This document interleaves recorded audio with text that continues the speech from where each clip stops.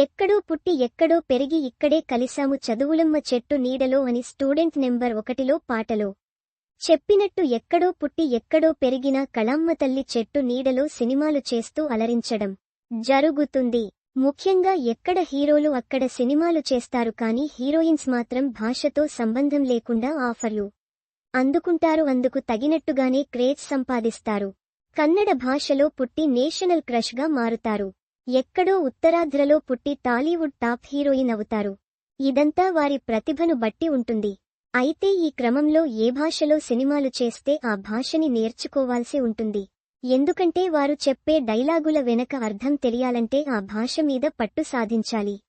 అందుకే కొందరు భామలు వారు నటిస్తున్న భాషలను నేర్చుకోవడానికి ప్రయత్నిస్తుంటారు. ఈ క్రమంలో కొత్త హీరోయిన్ భాగ్యశ్రీ బోర్స్ కూడా తను చేస్తున్న సినిమా కోసం భాష నేర్చుకుంటుంది.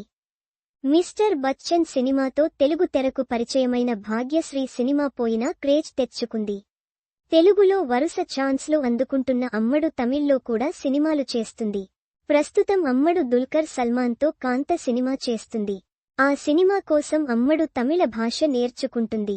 దానికి సంబంధించిన బుక్ని ఒకటి తన సోషల్ మీడియాలో షేర్ చేసింది. 30 రోజుల్లో తమిళ్ నేర్చుకోవడం ఎలా అన్న బుక్ని చూపిస్తూ తను తమిళ్ నేర్చుకునేందుకు కష్టపడుతున్న విషయాన్ని చెప్పుకొచ్చింది భాగ్యశ్రీ బోర్స్.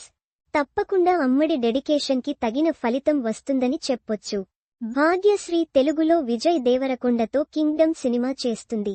ఈ సినిమాతో పాటుగా రామ్తో ఒక లవ్ స్టోరీలో నటిస్తుంది. ఈ సినిమాలన్నీ అమ్మడికి సూపర్ పాపులారిటీ తెచ్చేలా ఉన్నాయి.